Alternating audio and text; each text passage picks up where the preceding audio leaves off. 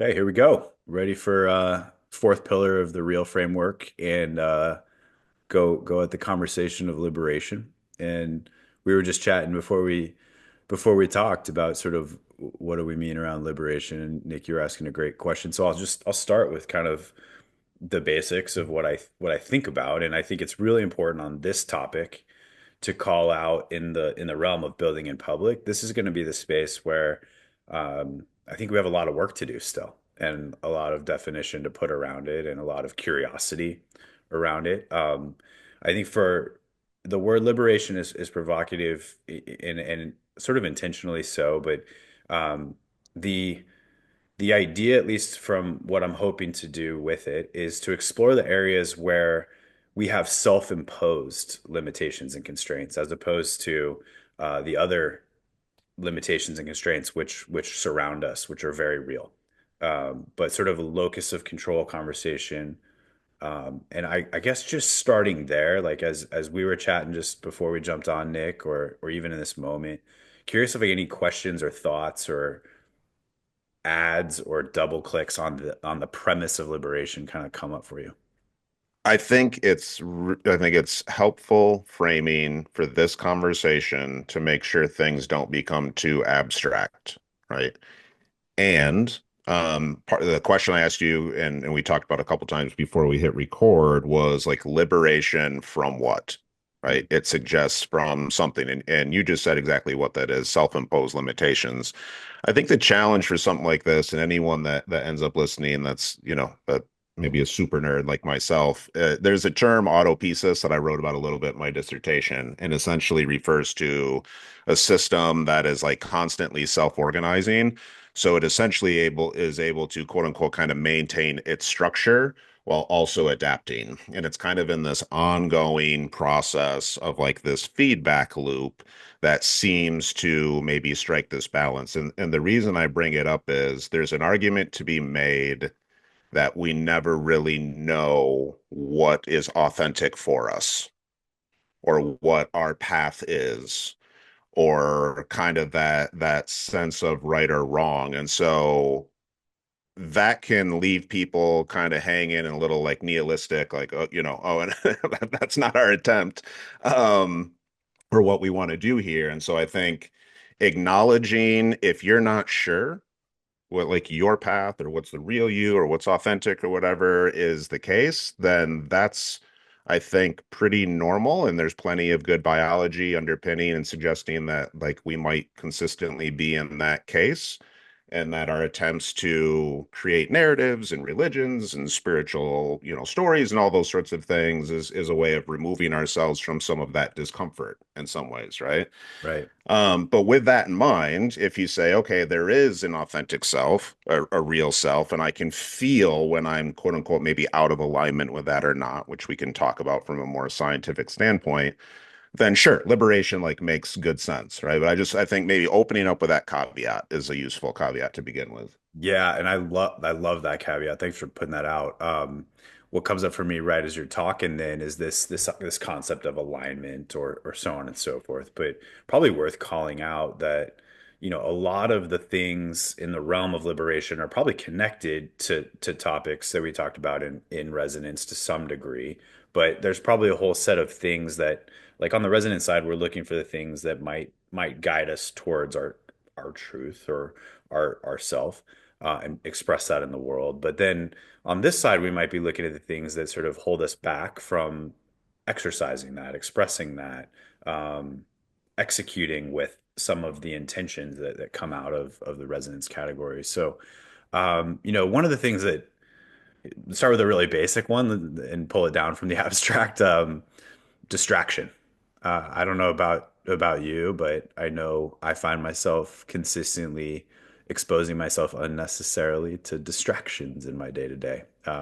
Could be social media, could be self-created scenarios that didn't need to happen. But um, when we kind of talk about distraction, I think, it's like there's the what we're going for is focus, but in the realm of eliminating distraction or sort of working with distraction, is there any science or any thoughts that arise for you in that category? I'll take some of like the language from Nir Eyal in his book Indistractable, and that in order to even start having a conversation about what is a distraction, you have to know what traction is. And so whether you want to talk about that through the framework of habits, right? Those are the habits I want to make and the habits I want to break. And anything that pulls me away from those habits I want to make or break is a distraction, right? If it's goals, okay, here's how I want to spend my time chunked out this way over the course of this many weeks or months or years or whatever it might be to accomplish this thing. And the things that pull me away from that are a distraction, right? But there's also, like there's positive distractions as well. We've been working with a lot of athletes kind of preparing for their winter and spring seasons a little bit. And one of the things we'll tell them is in like real moments of heat where emotion sort of overwhelms us, a short-term solution is an actual distraction from that thing. Anyone listening who's ever said to their partner, I need a minute, you know exactly what I'm talking about, right? That's literally what it is, right? Is an opportunity to move away from the emotion, maybe temper it, calm it down, reframe it, whatever it might be, right? And so you could have, I think, distraction from behaviors and goals, right? That would otherwise be moving you or be on track, right, towards something that you value.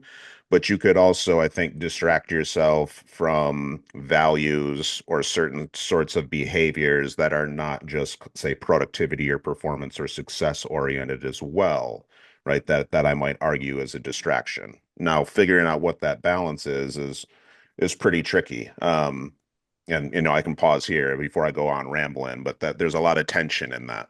That's no, I love it. I love the fact that distraction can be a thing that takes you away or a thing that sort of is helpful and supportive to you in some contexts. And um, what I was thinking about a tiny bit as you were sort of that you use that analogy of like I need a minute, but I was thinking like big picture.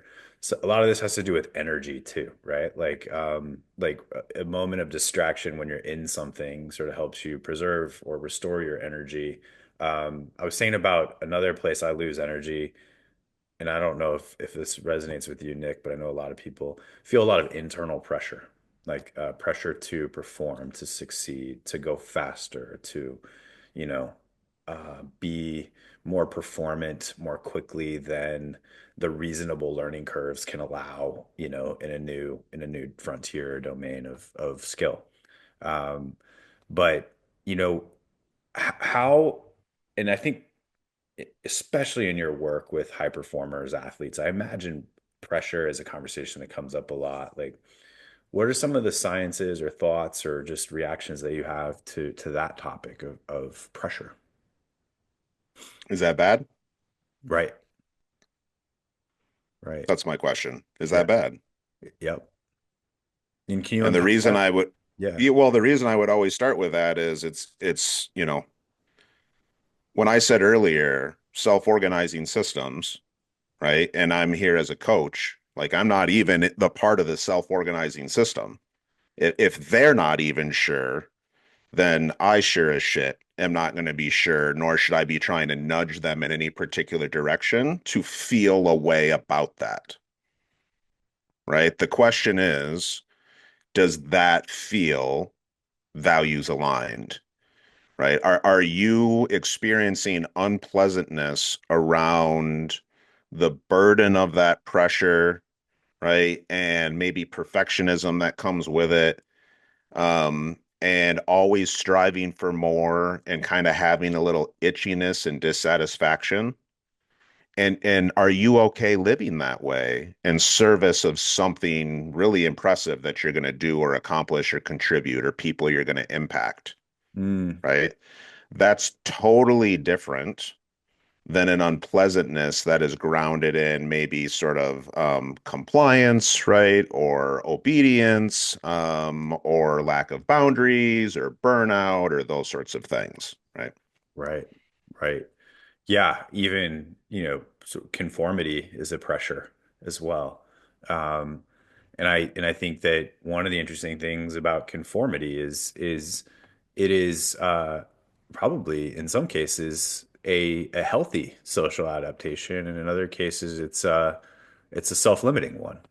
Is there any way that we are able to talk about or discern the distinction when it comes to social adaptation or conformity, when we're exploring the terrain of what's within our realm of control or our locus of control to move towards our highest potential as a person? I think if we mean adaptation in terms of the ability to learn to cooperate, right, or compromise, or maybe sacrifice some elements of self in service of a larger group, generally that bodes well in a variety of different ways, right? Whether it's like just basic survival throughout human history or the well-being science and sort of all the stuff around connection and belonging, right? There's a lot of you can get into organizational science and like big potential, and obviously we're much more capable in teams and units than we are as single individuals, right? Is are the let's say the positives of that worth um and again we've put some caveats out there, but let's say like are they worth, for lack of a better phrase, betraying one's sense of self, right, or values? um I think that's going to depend. And this is a psychologist cop out answer, right? But a lot of people hear that and they say, "Oh no, never like portray your values and stuff and things like that." Well, our values aren't always correct. They change, right? Some you could have real life experience that'll shift a value in some way, shape, or form, right? I can sit here all day and talk about how I might value fairness over loyalty, but if a family member or one of my close friends does something stupid, like let's see, do I am I really going to say to them, well, fair is fair, you got to get what's coming to you, or am I going to protect them, or like when push comes to shove, let's see, right? So we might, have these various examples throughout our lives where our values sort of shift and change. Does that make us hypocrites? Does that make us sort of, evolutionarily disposed to kind of adapting to fitting in with those around us in some way, shape, or form?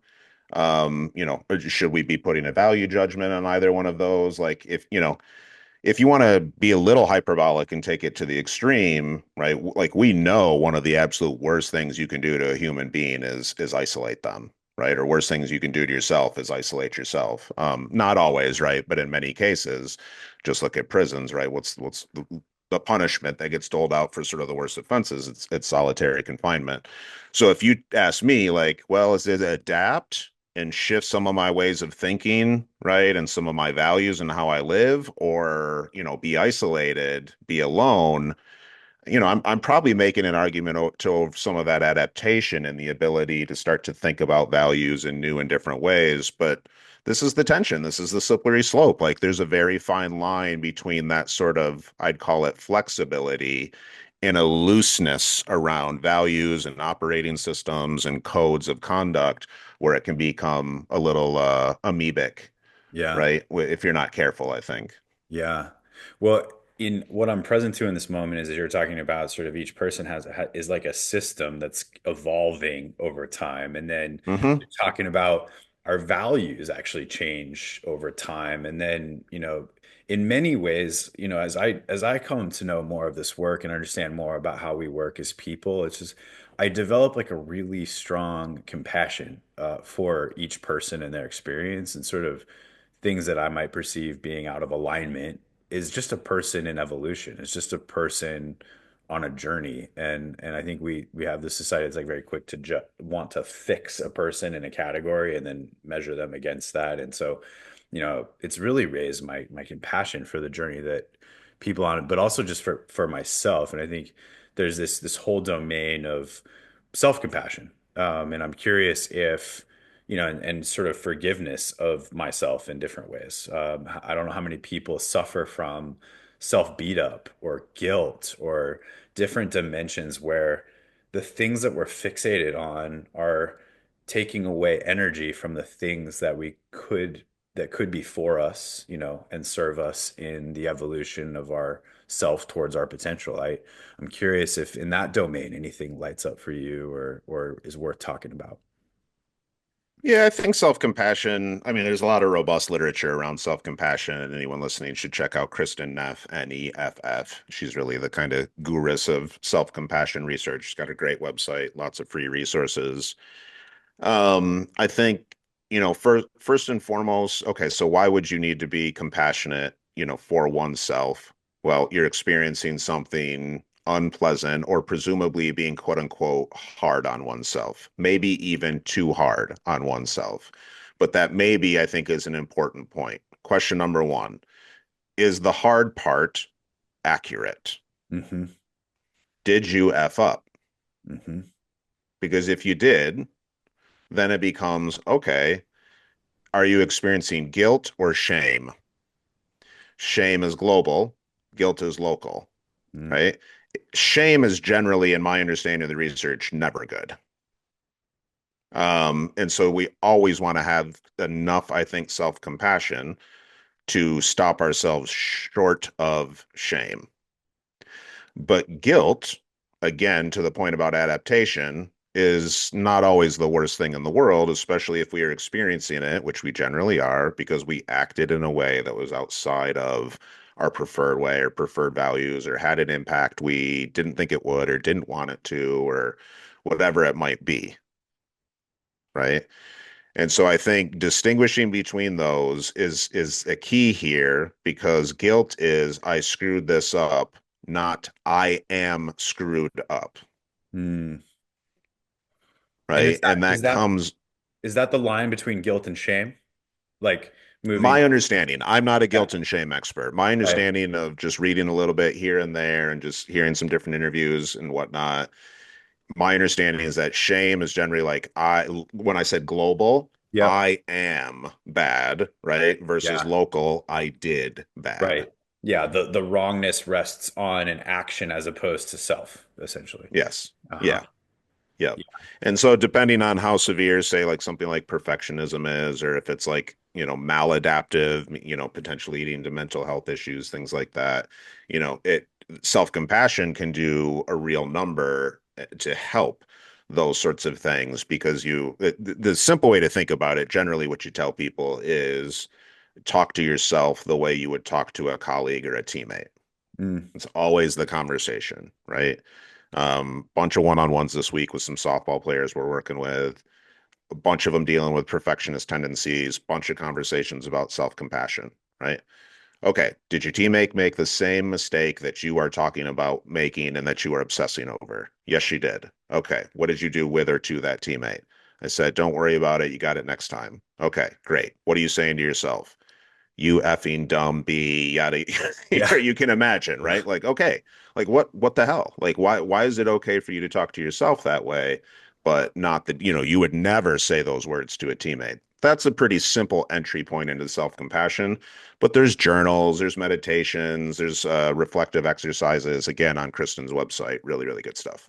That's really awesome. How do you, so in a coaching moment, you highlighted the individuals talking to themselves that way. What's the reframe or sort of like what sets the person free from that? Just acknowledging that that way of relating to yourself is unhealthy, building the new habit of relating to yourself in a different way. But what else would you coach a person through in that moment or be looking at? Well, like, so if we just extend that example, and it may not work perfectly in all contexts, of course, but if you want to take something like softball or I know you were a baseball player, right? But a lot of times these athletes will say something along the lines of, I know it's never going to be perfect, but, and then go on and explain how they think they should be perfect, right? And this is a tricky piece, but maybe it's worth talking about under the guise of liberation. Potentially liberating oneself from unhelpful expectations. Okay, so like we have motivation, right, under the category here. Yeah.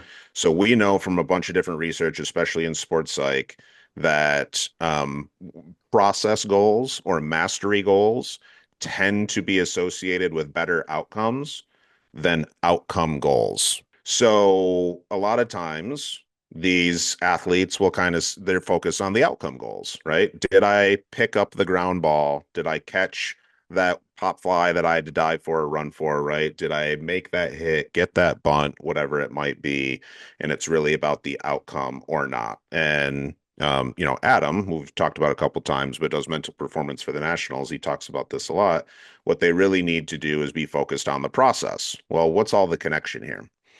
How we feel loosely, like we can talk about all sorts of affect, mood and emotion and actual feeling, but generally like how we feel is generally based on an expectation, some sort of hypothetical about what was going to happen, or this is where we really get into trouble, what should have happened. And so relative to these, wishes or should haves, these hypotheticals, we often feel, or these athletes feel crappy, sad, disappointed, angry, frustrated, whatever it might be. And in reality, if you sometimes spend a little bit of time on the front end saying, hey, we need to shift your expectations, which might sound like don't expect to do well, right? Like just lower the bar. No, that's not what we're talking about. We're talking about a completely different bar. The bar is not the unrealistic expectation of having the perfect outcome every single time so that you never feel good Hmm. unless you do that thing in a sport in which you do not do that thing 2/3 of the time That's right. if you're really good. Yep. If Right? you're If great. you're really good. Yeah. Yeah, right. So in this case, what you're trying to help the athlete do is actually liberate themselves from expectations that are actually too high and too positive and too unrealistic. Not by saying, don't care about the outcome, but by saying focus on the process instead. And this is to your word earlier, right? Because that is the only thing you actually have locus of control over. Right. Right. I'm just smiling because this has been the struggle of my life is recentering around process and inputs and the energy that I show up with, and moving myself off of these external targets, um, which I think actually, to your point earlier, aren't necessarily bad to have aspirational targets and goals and pressure, but it's actually what serves you or what liberates you towards being able to implement, interesting. Um, Another topic I think closely adjacent to liberation is sort of like self-determination, self-determination theory. I'm curious if there's anything in that domain that's worth unpacking or that sort of adds to the things that we've already talked about in a certain way.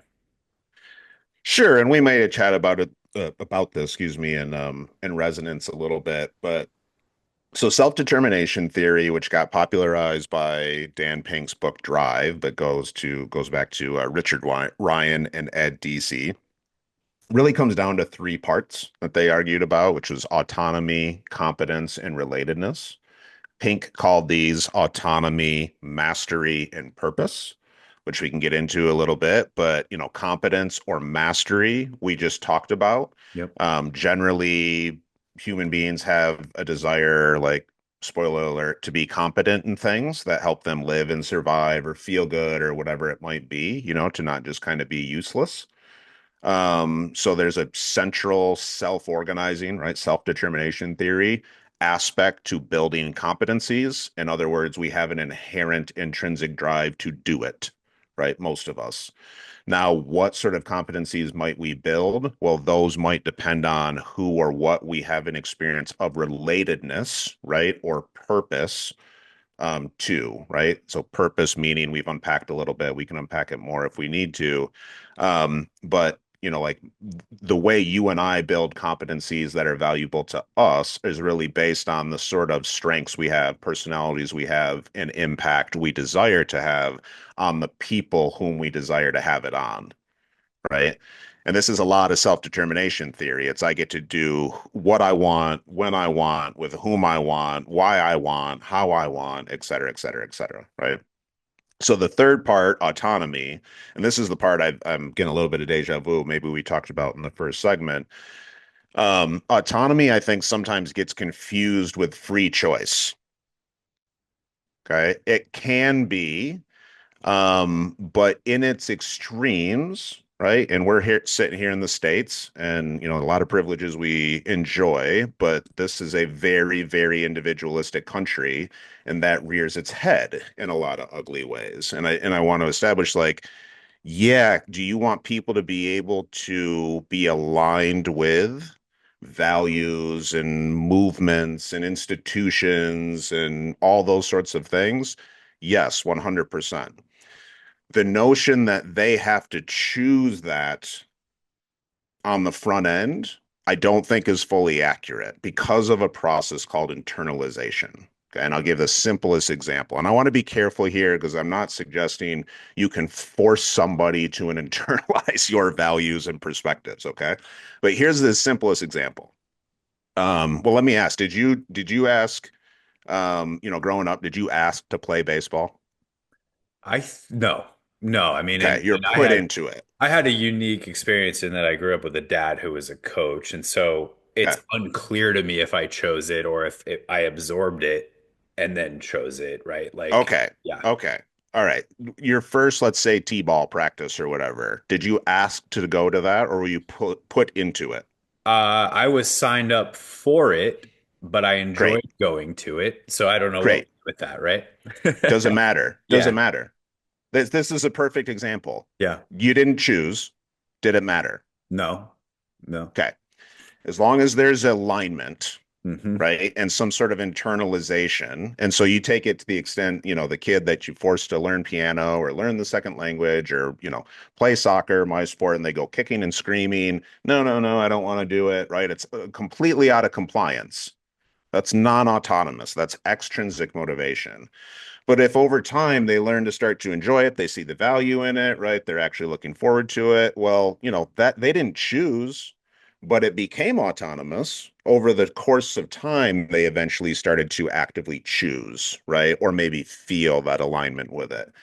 So I'd be careful on to just say on the front end that like if I'm not choosing to do it, it's not autonomous. Well, you might choose to, again, as we said earlier, shift some ways of thinking or compromise something or make some sacrifices or just try to view things from different perspectives, right? In order to make that adaptation or that sense of belonging, that's still autonomous. Right, It's right, it's not just I do whatever the F I want, unbridled. It's not, and I used to teach some of this. It's not just pure libertarianism, right? right. To each their own sort of deal. Right. Well, it's interesting because I'm thinking about what we know about Gen Z, and we know, that they actually have a really fascinating relationship with both um, social cohesion and autonomy. Like they are driven radically by individual self-expression and independence, and they also are very collectively minded and attuned. Um, and so I just get curious. One of the things that I hear a lot, though, is and I hear this from employers, I hear this actually from Gen Z themselves.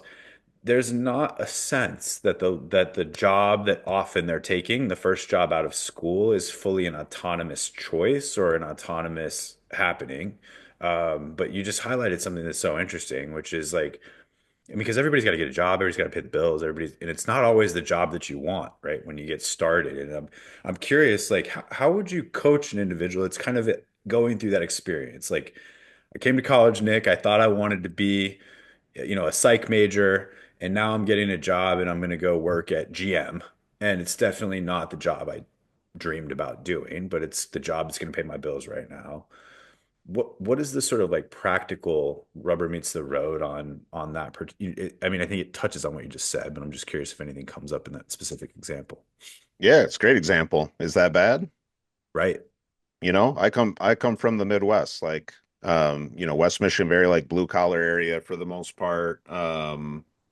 If having the job that is, let's say, not glamorous, but allows for stability in terms of like homeostasis and safety and building a home, allows you to support a family, allows you to stay in one spot to build a community that you value. And you know, I live very differently than that, but that's very important for a lot of people, and it should be. That's very Yeah. good for a lot of folks, right? Then you might look at that. I'm thinking of like what is it? Lost Connections, Johann Hari, and like, Deaths of Despair. This is the opposite. It's like, okay, well, I might not love my job, but do I get value and a sense of purpose and meaning from doing a job I don't like to be in a sort of life and take care of the sort of people that I actually love and that nourishes me, right?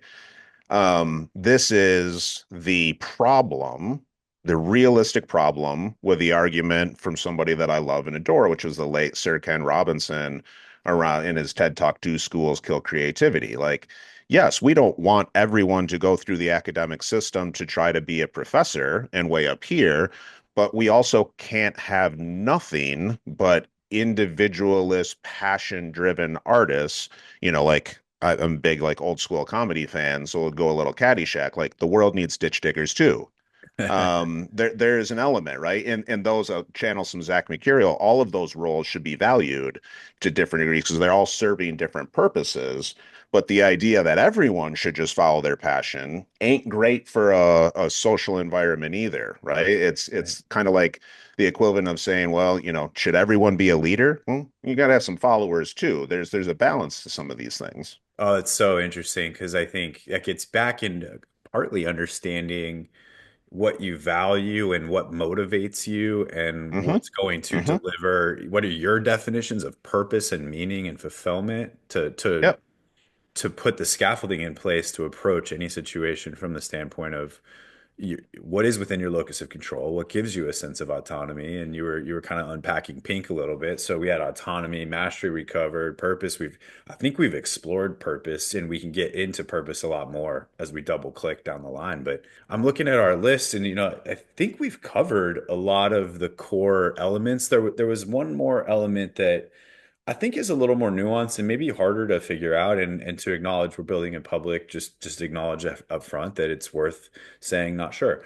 But just in my own lived experience, I think some other things that I have found um, that maybe sort of if we talk about optimizing energy or we talk about living in alignment or living in resonance, I've found to be my own self-imposed limitations or constraints. And so a couple areas. One is in boundary setting and sort of like having healthy boundaries. And an example I give often is um, people who are, high performing, they want to go on a job, they want to do a good job, they enter a dynamic environment, and there's more work to do than there are hours in the day or hours in the week. And most jobs are actually this process of triaging and prioritizing, not saying yes to everything. But a lot of people find themselves overworked and overextended in a way that they didn't necessarily agree to. And I think boundaries play a role there, and we'll kind of explore if anything highlights for you there. And then the other one, and related to that, is assertiveness, but essentially knowing your limitations and being able to establish healthy boundaries and being able to articulate like what is and isn't possible for you to preserve your energy and perform. And I think the other one that's sort of a different direction entirely is, but I think we already covered this with guilt and shame, but forgiveness of self and forgiveness of perceived wrongs from others becomes another one where the wrongness might exist and a transaction might have occurred, but to spend your energy in a space of holding on to that and ruminating over it and different things has you not move forward in life. And if I were sitting with my younger self, this is one of the key pieces of advice I'd give them is like understand what is possible and what are boundaries and be able to contract with people appropriately. Don't get overextended. And also you're going to have pain and suffering. You're going to experience that in relationship. Make sure that, as you grieve your own contribution or as you grieve an experience that you had, make sure that you are not ruminating and hanging out in that space. So I'll just put those out there to see if anything highlights for you that's worth kind of mentioning people's work or your own experience or whatever comes up. I think the boundary setting topic is an important one and an interesting one in terms of some of the things we've talked about in values. Like you have, like, what are the things you are trying to put boundaries around? Like, I don't want it to get confused with just never feel anything bad and avoid quote unquote toxic people, right? There's a lot of bullshit in that. Like re the idea that close relationships or friendships or people that we value, it's just supposed to be hunky dory and cozy and easy all the time is utter ridiculousness, right? So then what do we mean when we say boundaries if it's not, just protect yourself from anything that feels bad? Well, I think what we mean is having to consistently, maybe even constantly, cross lines of clear values. Hmm. And I want to emphasize like consistently or constantly because, the point you made earlier, there are times in life where I'd argue it's valuable to overextend yourself, so long as you don't do it too long, Hmm. right? If I have to overextend myself, with some meetings and work and whatever to attend, the funeral of some friend's father, like, yeah, okay, that's going to suck, right? And but I'm choosing to go into that position. If I'm overextending myself because we're working with a group right now, they're all overextended because they're scaling like crazy and they're having a lot of success, right? And it's young and it's kind of messy and like all those sorts of things. Um, can that last? No. Can it also be very meaningful, intense work to sort of sacrifice for some of that right now? Of course it can. Anyone who's ever done anything that was really, really hard should sort of appreciate that dynamic, right? And so I think some of the motivation, the why behind, right, some of these boundaries is a really, really important piece. Am I just trying to avoid unpleasantness? Am I lowering boundaries for unpleasantness that has no meaning or serves no purpose? Right? Or, am I engaging in something very thoughtfully and consciously and actually want to keep my boundaries down to see what this becomes for now? Because there's, big five personality, like openness to experience is associated with a lot of positive outcomes. So you should not, you should not just frivolously close doors. There's so much in there that's good that I'm excited to explore in a deeper click. What was coming up for me as you were talking, and I think it's really just worth putting a bookend on these four pillars with this is the goal here is simply to move people into living more consciously and making conscious choices and trade-offs and designing life intentionally. Like if you're leaning in or overextending yourself during a period of time, but you're doing it intentionally and it's in alignment with your values, as an example, it's a conscious choice. If you're, um, stepping into a job that you don't love, but it meets a lot of your other needs, like it's a conscious choice, and you can work with that in a very positive way towards moving towards your self-actualization or your potential. And I would say that across how you manage your expression and resonance, how you align your values to what you and your passions, to your work, to your energy, to the skills of anti-fragility and sort of removing constraints that you're putting on yourself in liberation, all of it sort of just becomes a toolkit for living more consciously and in alignment with what it is that kind of moves you towards your highest self or your best potential. So um I've really enjoyed these conversations, Nick, and I'm looking forward to diving into each of them on Same. greater detail, and appreciate your time today. And do you have any parting thoughts, or should we wrap up? No, I think you wrapped it nicely. Okay, awesome. Thank you. Thank you. Cool.